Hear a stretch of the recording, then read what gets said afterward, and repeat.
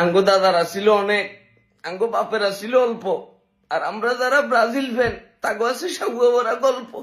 যাও মনা মুতি আসি হুতি যাও, আর কোনো সুযোগ নাই। রাস্তার ভিতরে বাড়িতে পাইতাম না, এখন পোলা পানি দেখলে বলবো ভাই আপনার 3 পিস কই, ভাই আপনার 3 পিস কই। আগে ডাকতো 7 আপ, এখন ডাকবো 3 পিস। মানে বেজ্জতি করবি, এরকম করি বেজ্জতি। তাদের ঘরের মাঠে একটু নিজেদের ইজ্জতটা রাখতে পারলি না ভাইয়া।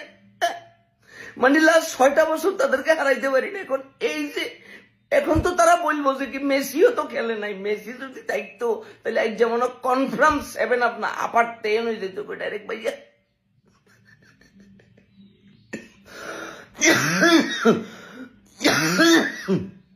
এই বেজ্জতি লই আর কদিন থাকবো ভাইয়া, এমনি করি বেজ্জতি করে দিবি।